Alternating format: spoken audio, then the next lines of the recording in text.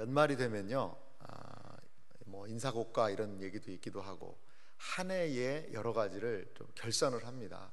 우리 회사가 얼마나 올 한 해는 잘 업적을 좀 쌓았나, 어떻게 좀 회사의 상태나 여러 가지가 어땠나를 꼭 평가를 합니다. 평가를 해서 어떠한 올 한 해 이런 결과물들이 있었다는 것을 남기죠. 이런 것들의 평가가 없으면 회사가 어떻게 그 다음 해의 계획과 여러 가지를 세울 수가 있겠어요? 분명히 회사는 어떠한 일을 했고 그 일한 결과물들이 남게 마련입니다. 여러분, 예수님을 이렇게 비유해서 좀 죄송하긴 한데요, 그리스도의 십자가가 그렇다면 우리에게 남겨놓은 결과물은 무엇일까요? 무엇인가 남았을 거 아니겠습니까? 예수님이 십자가에 달려 돌아가셨는데 그냥 뭐 우리 기분 조금 좋게 했다든가, 예수님이 십자가에 달려 죽으시니까 내가 조금 또 좀 순한 사람이 됐다든가, 그 정도의 결과물은 아닐 거라는 거죠. 예수 그리스도께서 십자가에서 못 박혀 죽으시고 그것으로 인한 결과물은 과연 무엇일까? 그것을 오늘 이 에베소서 본문이 우리에게 일러주고 있습니다. 에베소서는요, 너무나도 복된 말씀이에요. 그리고 참 그 깊이가 상당히 좀 깊습니다. 에베소서 안에는요, 삼위 하나님이 존재하고 계세요.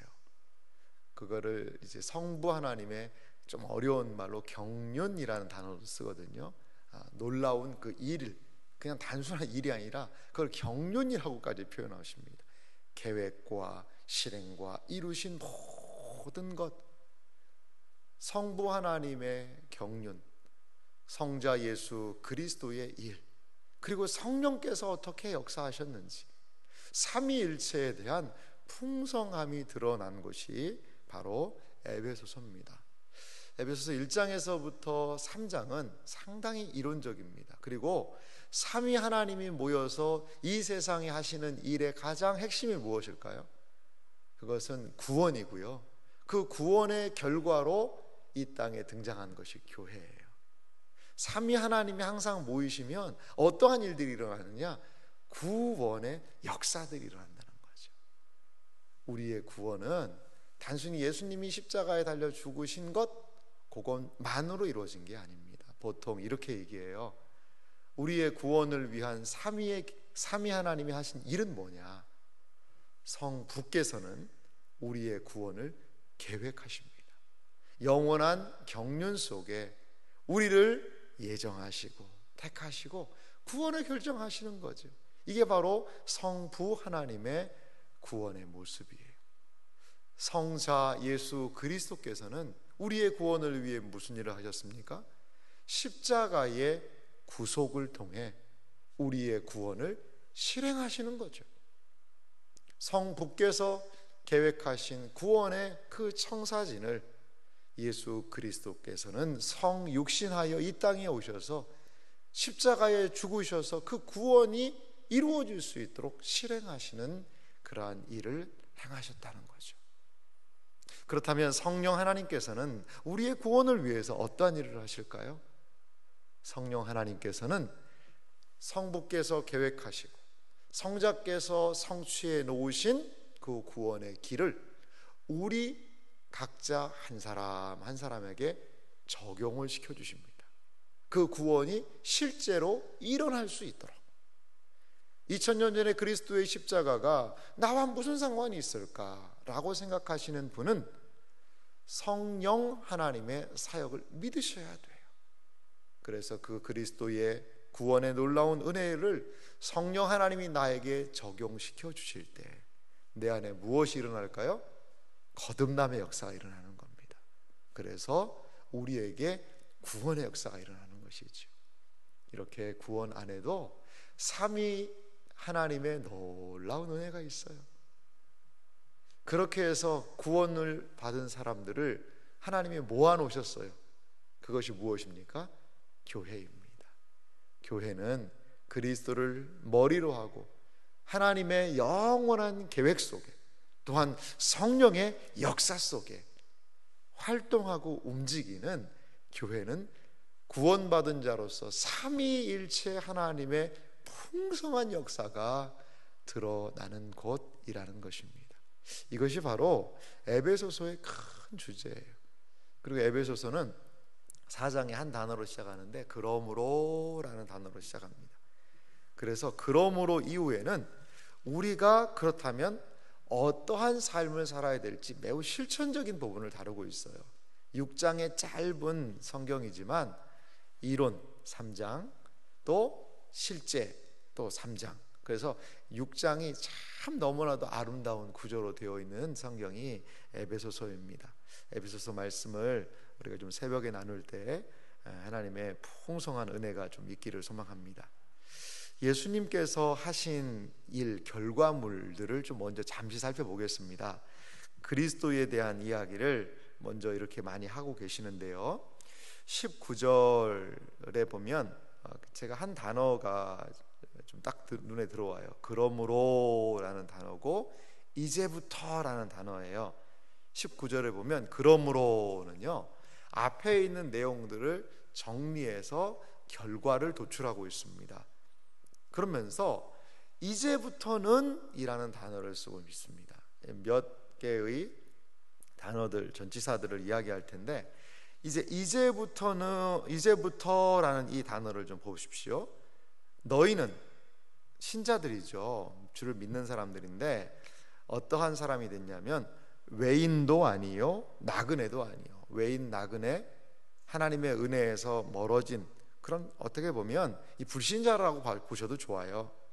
그런데 이제부터는 어떻게 되었습니까? 외인도 아니고 나그네도 아니고 하나님의 은혜에서 멀어진 존재들이 아니라는 겁니다. 그럼 오직 지금부터 뭐냐? 성도들과 동일한 시민이요. 성도들이 있죠. 먼저 믿은 자들이죠. 나중에 온 사람들은 성도들과 동일한 하나님 나라의 시민들이라는 거죠. 또 하나, 하나님의 권속이라. 이제 권속이 좀 어려운 말인데 가족이란 뜻입니다. 쉽게 말하면. 예전에는요 외인이었어요. 나그네였어요. 그런데 이제는 성도들하고 똑같은 하나님의 시민, 또 더 구체적으로는 더 친밀한 용어는 하나님의 권속, 가족이 되었다는 거죠. 이제는 어떤 결과물이 십자가로 말미암아 그리스도의 공로로 말미암아 우리는요 하나님의 가족이 되었어요. 가족. 그래서 교회에서 쓰는 용어가 있죠. 어떤 용어를 쓰죠? 형제 자매란 용어를 써요. 저는 참 그 용어가 좋아요. 그 용어가 좋아요. 뭐 장로님, 집사님, 권사님, 이 용어도 참 너무 좋은데요, 더 좋은 건요 형제님, 자매님. 저는 이 용어가 더 좋은 것 같아요. 그래서 어떤 교회들은 직분, 좀 너무 그 교회는 제가 볼 때는 좀 과격하게 많이 나갔어요. 이런 직분을 없애고 그냥 다 형제님, 자매님 이렇게 용어를 써요. 그런데 그렇게 용어 하나 바뀌었는데도 분위기가 다른 거예요. 분위기가 다른 거예요. 외국에서는 뭐 우리나라처럼 뭐 집사님, 장로님, 권사님 이렇게 안 부릅니다. 그냥 brother, sister, 형제, 자매 이렇게 부르거든요. 교회에서 참 복된 것 같아요. 복된 것 같아요. 그렇게 우리가 형제 자매가 될 수 있도록 한 것, 그것은 바로 그리스도의 십자가, 그리스도의 사역의 결과. 어떻게 보면 예수님뿐만이 아니라 삼위 하나님의 놀라운 은혜로 우리가 하나님의 가족이 되었다는 거죠. 그러면서 이어서 말합니다. 20절에 보니까요, 너희는 사도들과 선지자들의 터 위에 세우심을 입은 자라. 그리스도께서 친히 모퉁이 돌이 되셨느니라. 21절, 그 안에서 건물마다 서로 연결하여 주 안에서 성전이 되어 가고. 우리를 하나님께서는요 성전으로 삼아 주신다는 거죠. 하나님의 가족으로 우리를 불러주셨는데 또한 우리를 성전으로 삼아 주신다는 거죠. 성전이 무엇입니까, 여러분?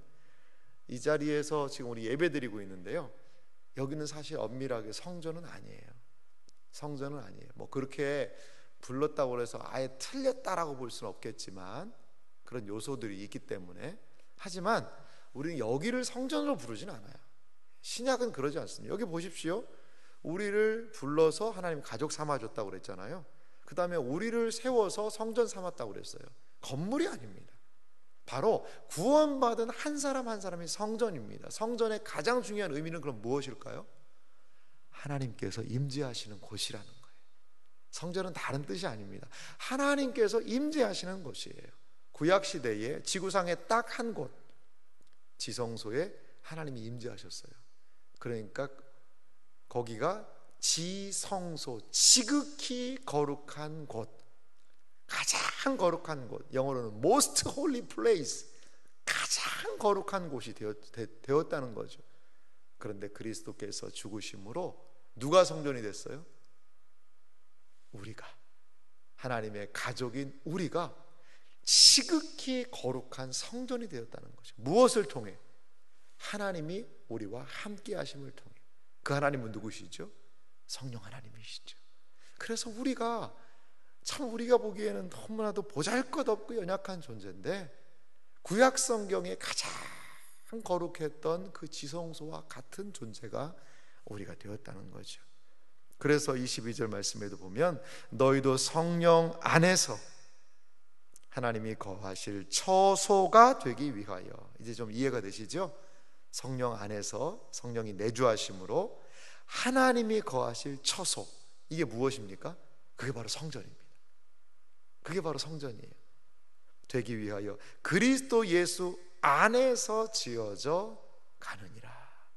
다른 말로 예수 그리스도의 공로로 복되게 더 아름다운 모습으로 성전으로 성령이 거하시고 하나님의 거하실 처소인 성전으로 지어져 간다. 여러분, 그리스도의 구속의 결과가 무엇입니까? 하나님의 가족이 된 것, 이 때로는 더럽고 추하고 연약한 존재가 하나님이 거하실 처소가 되는 것, 이것이 우리에게 온 결과물, 이제부터는의 결과물이라는 거죠. 이러한 결과물이 우리에게 주어지기까지의 과정이 또 위에 11절에서부터 내용들이 좀 있습니다. 저는 11절과 12절에 동일한 두 단어가 좀 눈에 딱 들어오는데요, 그것은 무엇이냐? 11절에 그러므로 생각하라 너희는 그때에 라는 단어입니다. 그때에. 그때라는 것은 어떤 때입니까? 설명하고 있어요. 육체로는 이방인이요 손으로 육체에 행한 할례를 받는 무리라 칭하는 자들로부터 할례를 받지 않은 무리라 칭함을 받는 자들이, 이거 말이 참 어렵게 했는데요, 이방인이라는 거죠. 이방인의 특징은 할례 안 받죠. 이방인이라는 단어는 뭐 유대인과 이방인을 구분하는 그런 부분도 분명히 있습니다. 그래서 이 에베소서가요, 이방인들에게 준 서신이에요. 유대인들에게 준 건 아니거든요. 육체로는 너희들 이방인이었다는 거죠. 근데 이방인은 어떤 의미로 예수님은 보셨냐면, 뭐 이방인과 같이 염려하지 말아라는 것은 유대인 이방인을 예수님이 갈라놨다기보다 신자와 불신자를 이야기하는 용어이기도 합니다. 자, 그때에 이방인이었다. 12절에는요 또 그때가 나오죠. 그때에 다시 이야기하는 거예요. 그때에 예수님 믿기 전의 상태겠죠.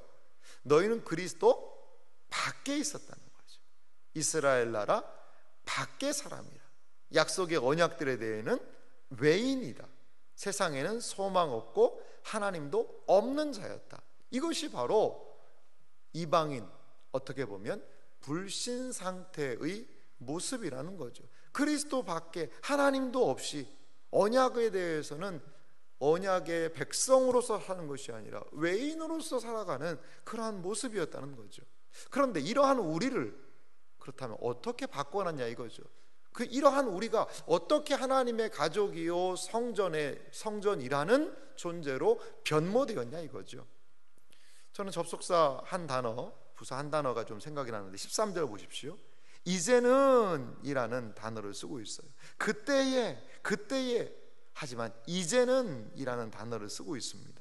전에 멀리 있던 너희가 그리스도 예수 안에서 그리스도의 피로 가까워졌느니라. 이것이 바로 그리스도의 십자가가 가져온 결과물이지요. 가까워졌다는 거죠. 어떻게요? 하나님의 가족으로, 또한 성도들과 동일한 시민으로, 또한 하나님께서 임재하시는 성전으로 말이지요. 그리스도의 피로 가까워지자 14절에는요 화평이라는 단어가 나와요. 이방인과 유대인, 성전에는요 담이 하나 있었다고 그래요. 그래서 이방인의 뜰이라는 곳이 있었습니다. 이방인은요 이방인의 뜰까지만 갈 수 있어요. 그리고 그 담에는 이렇게 문구가 적혀 있다고 그래요. 이방인이 이 성전 안으로 들어오면 죽어도 모른다, 반드시 죽게 될 것이다, 이러한 경고문이 붙어 있었다고 그래요. 그러니까 성전, 옛 성전 자체는 이방인과 또 유대인을 철저하게 갈라놨거든요. 그런데 예수 그리스도께서 십자가에 죽으심으로 이방인을 가렸던 이 담을 다 무너뜨려 버렸다는 겁니다. 이방인과 유대인, 불신자와 신자를 하나로 만들 수 있는 것이 화평이신 그리스도께서 막힌 담을 자기 육체로 허셨다는 겁니다. 16절에는 또 십자가로 이 둘을 한 몸으로, 아예 이제 담 정도 한 게 아니라 한 몸으로 만들어 두셔서 하나님과 화목하게 하셨다라는 것입니다. 그래서 18절 말씀은 이렇게 정리합니다. 이는 그로 말미암아 우리 둘이 한 성령 안에서 아버지께 나아감을 얻게 하려 하심이라. 예수 그리스도의 보혈, 13절에 이제는에 일어났던 역사, 그리스도의 피로 가까워져서 평화의, 화평의, 화목의 그 존재로 이제는 이 세상에서 그 담이 흘려져서 진정한 화목으로, 하나님과의 진정한 평화로 나아가는 길이 열렸고, 십자가의 결과물은 정확하게 우리를 하나님의 성도들과 동일한 하나님 나라의 백성으로, 시민으로, 하나님 나라의 가족으로, 그리고 하나님이 거하실 우리가 거룩한 처소인 성전으로 만드는 결과물을 그리스도의 보혈의 피가 이루어 놓았다는 것입니다. 사랑하는 성도 여러분, 그리스도의 십자가를 붙잡으십시오. 그리스도의 십자가를 붙들고 나아갈 때 우리는 우리에게 일어난 이 놀라운 결과물들로 인하여, 우리에게 주어진 이 새로운 정체성으로 인하여 새로운 삶이 가능하게 될 줄 믿습니다. 우리는요 하나님의 나라의 시민들입니다. 그리고 또한 하나님의 가족이에요. 하나님이 우리 아버지세요. 믿음의 같은 동역자들이 형제요 자매입니다. 이 세상에 살아갈 때는 성령의 내주하심으로 인하여 세상과 구별됨으로 이 믿음 지켜 나갈 수 있는 힘과 능력으로 우리의 아예 구조 자체를 바꿔주셨어요. 이것이 바로 그리스도의 피가, 그리스도의 보혈이, 십자가의 은혜가 우리에게 준 결과물이라는 것입니다. 이러한 놀라운 은혜의 역사를 부여잡고 우리를 그리스도 안에서 지어가시는 하나님의 놀라운 역사를 기억하며 믿음 안에서, 그리스도 안에서, 성령 안에서 삼위 하나님을 의지하여 믿음의 길을 온전히 걸어가시는 복된 신자의 삶이 이어지시기를 주님의 이름으로 축원합니다.